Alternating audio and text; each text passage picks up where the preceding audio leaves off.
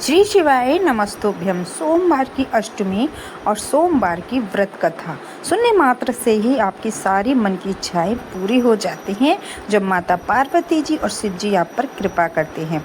तो एक समय की बात है कि एक नगर में साहूकार रहता था। वह बहुत ही शिव भक्त था, बहुत ही पूरी श्रद्धा भक्ति से शिव जी की पूजा अर्चना करता था, धनवान था, सब कुछ था। लेकिन उसके जीवन में एक बहुत बड़ी कमी थी कि वह निसंतान था, उसके कोई संतान नहीं थी। इससे वह दुखी रहता था।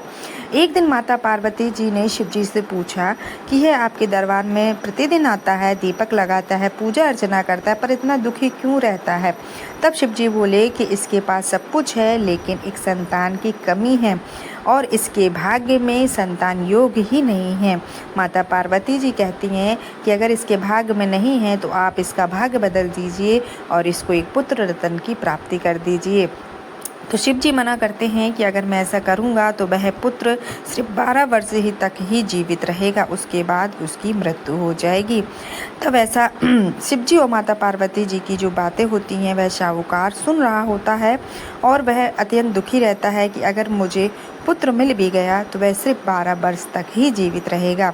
लेकिन माता पार्वती जी के बार बार आग्रह करने पर शिव जी उसको पुत्र की प्राप्ति करा देते हैं। इधर साहूकार जब घर जाता है तो उसकी रानी सिटानी गर्भवती हो जाती है और 9वें महीने में उसके एक सुंदर पुत्र की प्राप्ति होती है।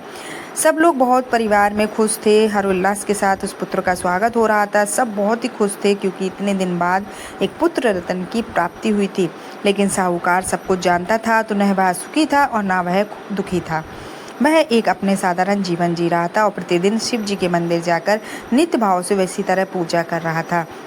12 वर्ष होने के पहले 1 साल पहले ही साहूकार ने कहा, मैं इसका अगर विवाह करा देता हूँ तो यह ठीक नहीं होगा। और सिटानी से मना करता है कि मैं अभी इसका विवाह नहीं करा सकता हूँ, लेकिन मैं इसको पढ़ने के लिए इसके मामा के घर काशी विश्वनाथ भेज सकता हूँ।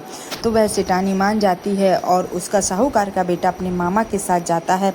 तभी उससे कहता है कि अगर आपको रास्ते में जितने ब्राह्मण मिले तो उनको भोजन कराना। साहूकार कहता है और दूसरी तरफ अगर कितने भी आपको यज्ञ करा सके उतने यज्ञ कराते हो इसको ले जाना। जब वह रास्ते में जा रहा था और यज्ञ करा रहा था और ब्राह्मणों को भोजन करा रहा था, तभी वहाँ से एक बारात निकलती है और उस बारात का जो दूल्हा होता है वह एक आँख से काना होता है। तब और साहूकार के बेटे को देखकर उस पिता का जो दूल्हा होता है उसका जो पिता होता है वह साहूकार को अपने पुत्र की जगह उस साहूकार के बेटे को देखकर, सुंदरता देखकर उसको बिठा देता है और रानी का जो विवाह था उसके साथ हो जाता है। लेकिन साहूकार का बेटा सब कुछ जानता है। वह जब अपने घर वापस आता है मामा के घर विश्वनाथ की तरफ, तब वह उस दुल्हन की चुन्नी पर लिख देता है कि मेरा विवाह तुम्हारे साथ हुआ है, लेकिन तुम्हारी विदाई किसी तुम्हारे दूल्हे के साथ होगी जो सच में तुम्हारा दूल्हा है और उसकी एक आँख कानी है। तब रानी इस चुनरी पर लिखा हुआ पढ़ती है तो वह विदा करने से मना कर देती है और उसका पिता भी उसको उस दूल्हे के साथ नहीं भेजता है। कुछ समय बाद जब 12 वर्ष पूरे हो जाते हैं तो उसकी मृत्यु हो जाती है साहूकार के बेटे की, जब उसका मामा यज्ञ करा रहा होता है। लेकिन जब उस दिन वह कमरे से बाहर नहीं आता है तो काफ़ी परेशान होने के बाद जब कक्ष के अंदर जाता है, देखता है कि वह पुत्र जो है मृत पड़ा हुआ है और वह सोचता है कि अगर मैं बाहर जाकर कहता हूँ तो सारे ब्राह्मण बिना भोजन के ही निकल जाएंगे। तो वह कुछ समय के लिए शांत रहता है। उसके बाद जब ब्राह्मण चले जाते हैं तो वह रोना पीटना शुरू करता है। तभी वहाँ से माँ पार्वती शिव जी गुजर रहे होते हैं। वह देखते हैं कि साहूकार के पुत्र की उम्र जो है पूरी हो गई और वह उसके प्राण निकल गए हैं।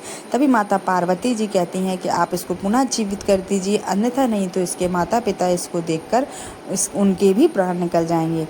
माता पार्वती जी के कहने पर और साहूकार की शिव भक्ति से प्रसन्न होकर शिव जी उसको पुनः जीवित कर देते हैं। और जब वह अपने घर वापस सुकुशल लौटता है और साथ ही वह रास्ते में विवाह हुए उस राजकुमारी के साथ लेकर पहुंचता है तो बहुत ही खुशी होती है साहूकार को और वह शिव भक्ति से उसके शिव जी प्रसन्न हुए और उस पुत्र को पुनः जीवित। सभी शिव भक्तों के लिए ये कथा बहुत ही ज़्यादा अद्भुत